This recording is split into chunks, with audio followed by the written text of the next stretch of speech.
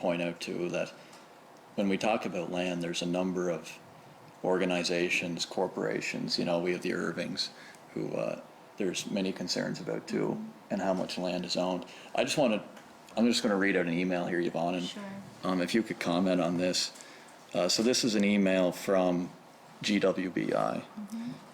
See if this will work. Let's pretend that the lay people are buying first for better negotiation and then transfer to GWBI later before closing. Sorry for the late response. This is another email. Thank you for giving us a quote for your beautiful home. I understand it is not easy for you to come up with such a decision since you have been in the house for so many years and must have so much memory in it. At this time, the Iraq investigation about our land holding is not over yet. However, some of our lay people might be interested in purchasing your house. But due to the investigation, we are advised by our lawyer not to be involved with lay people's purchasing activities. I'm just wondering if you can comment on that. I think that's a few years ago, we communicated, we had a local consultant who helped us out through all these process. And then, can you repeat the first few sentences again about the transferring? Yeah, it said, see if this will work. Let's pretend that the lay people are buying first for better negotiation and then transfer to GWBI later before closing. Did it say what property was? I don't have the property. I do have a name, but I don't want to say the name on just for privacy purposes. Then pretend the laity will buy it and transfer it to GWBI. Yeah, that's what the email says. Yeah.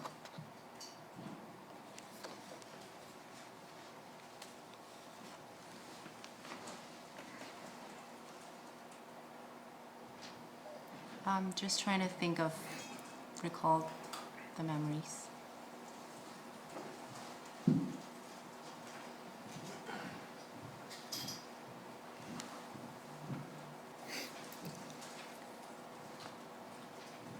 Is it from GWBI email? Yes, I believe from Janet.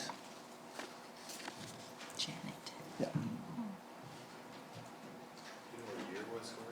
Yeah, can I have more information on that so I can go back Yeah, and check? this is, well, it'd be a couple of years ago, but I have the email here. You would also mention, Yvonne, that, so there's 7 homes in the Brudenell area that are currently owned by GWBI. Yes. Now, would GWBI maintain homes for, I guess, nuns for them? Would they manage those properties? You mean for GWBI? Yes, would GWBI manage properties? Manage others' property or GWBI? Yes. In the couple of years, that's one of the mistakes we learned from. Because there are 2 nuns in our monastery. They bought some properties in the next subdivision around the monastery, as far as I know. And then because they couldn't speak English, they bought the property with their families. They couldn't speak English, and they have limited usage of internet and cell phone. So they asked one of our nuns, and which is Venerable Janet, who helped them translate English. And at that time, because the nuns don't have personal email account, so they also asked another Buddhist nuns to use her bank account, email account instead. So because they were helping, at that time, the history, if in my memory was like, there is a homeowner association at that time, and then the new owner went to the previous homeowner association, and then the previous homeowner association said that we no longer want to manage the properties because they have to collect the fees from all different households to pay for the road pavement. So the previous homeowner association asked the 2 nuns as the owners to manage the properties for them. And then they said that due to our language barriers, and then we don't know how things done locally, so can you do it instead? But the previous homeowner association, the residents said that since you're the new owner, you should take care of it. So they said, okay, if we should serve the community, then we would do it. But we need to find our friends to help us out. So they asked Venerable Janet instead to help them translate the English and then collecting the fee. And then they're using another individual's nun's email account to collect the fees, but the fees directly back to their personal bank accounts.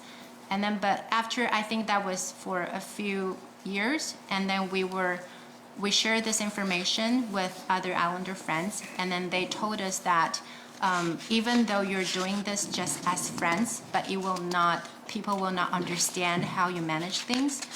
So later on, I think Venerable Janet never, she stopped doing that for them, and then she directed them to find some laity people to help them take care of the properties. So in the first few years, yes, I think there was a nun from GWI who helped manage the properties for individual nuns. But I think it has fixed a few years later after she knew it was inappropriate. Okay. And for the letter you mentioned about what Venerable Janet wrote, I will have to go back and check with her because I have no information on that. And we can email all of you about her answers. Okay. And Yvonne, sorry, just to clarify, what's your role is, so are you currently, you were the director of finance, was that? No, No, I am the director. You're a director, yes. And you weren't aware of individuals, you weren't aware of Janet doing this? I wasn't the director when she was, that was a few years ago. Okay, so I have an email here, so I guess like like I mentioned, one of the concerns is that there's a number of houses sitting vacant. And in your presentation, you said there are 7. However, GWBI seems to manage a lot of these properties. Because, So okay. I have an email here, it says, and this is from you, Yvonne, this is an email sent by yourself. There's 12 properties listed, and so 778, doesn't need winterization, we'll use it for meetings. 258, needs winterization, no one will stay in the house during winter. And this kind of just goes on and on. So I guess, do you see where I'm coming from, that there's confusion Yeah, I can around? totally see that, and I think that's part of the hardships we want to convey today about the new immigrants. Because out of the 12 houses, there are 5 houses that are owned by individuals. And then at that time, there were one Islander friend who are helping us dealing with their landscaping and then also snow removal. But due to language barriers and the time differences, I was told to help out to compile the list so that the Islander community or their Islander contractors or their Islander landscaper doesn't have to contact them individually with language barriers and then all that. But since then, after that, I was told that it's not a good idea to do that. You can't help them out in this way. So I think in the past few years, all of the individual laities, they start to ask for their parents' friends for help, and we no longer help them out. So yes, in a few years' time, we did do that for them. Okay. And I guess, so I have another email here as well, and it comes down to, is GWBI directing land and amongst nuns and parishioners, I guess. So this one here is, if you have time, would you please give these questions some thought before the meeting Wednesday and guide us? Thank you very much. So the first question, the land holding of one monk exceeds 750 acres. Should he file a report with IRAC as prescribed in LPA right now? Number 2, should the donor of the land, whose application with IRAC is pending now for the ongoing monastery construction, make a will to arrange this legacy ASAP? 3, one monk plans to give his 8 pieces of land to another monk. Can he proceed now disregarding the investigation, or should he drop the idea until the investigation is over? And this email is from GWBI Finance. I remember that. I Yeah. still remember that because Yeah. that's during the IRA investigation. And I believe, if I remember it correctly, it was from one of our laity, but he works for Gwbi. And then that's the email he sent to their lawyer, it's Gwbi's lawyer. And because at that time, we have an Islander friend helping out us as a consultant, so he asked for every email's copied, so we send that to him. And then I think that's their emails regarding whether or not we should better comply with the regulation. And that's how I pass that emails to our consultant. Okay. Thank you. Another question, has GWBI ever attempted to subvert IRAC? Attended. To I guess, go around the rules to avoid going to IRAC? That's what we heard from our friends as well. And then we were told that, but I don't know which points that, because I was taught by a lot of loopholes that the organizations can do here on the island first. But I would like to make sure that we are on the same page, because one said that GWBI and GBIS are actually one entity, and we're just two created to get 3,000 land. That's part of it.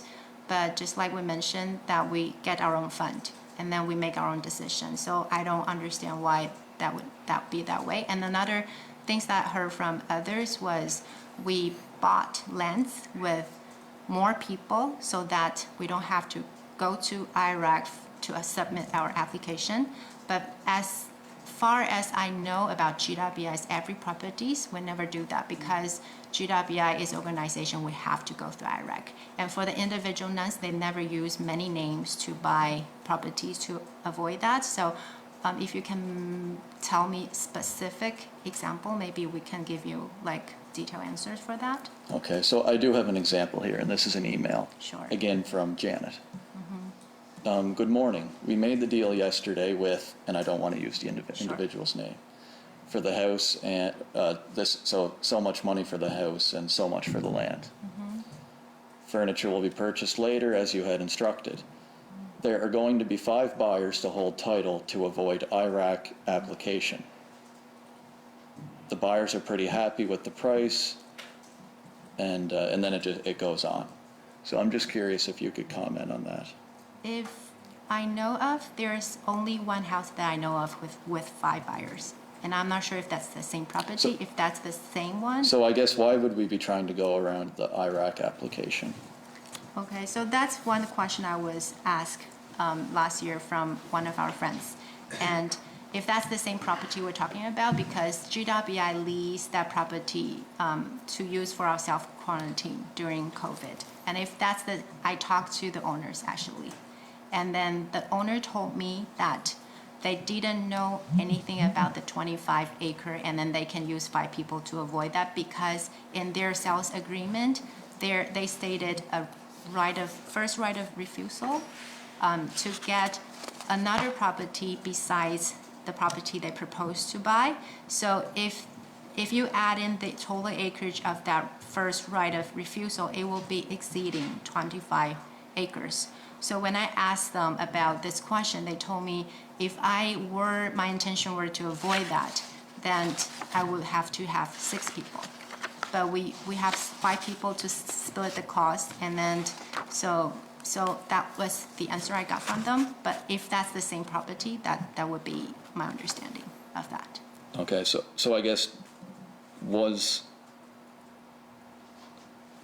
were there 5 buyers to hold title to avoid IRAC application?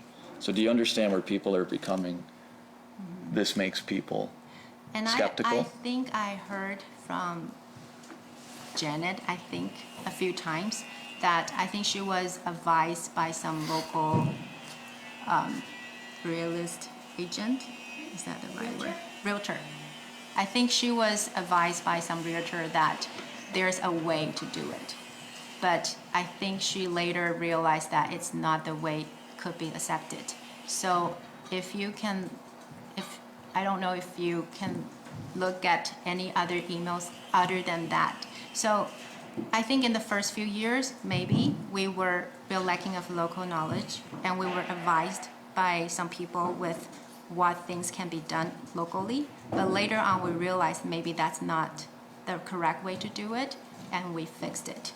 As long as I know, is right now in our board of directors, we have consensus that we shouldn't do that. But in the past, maybe.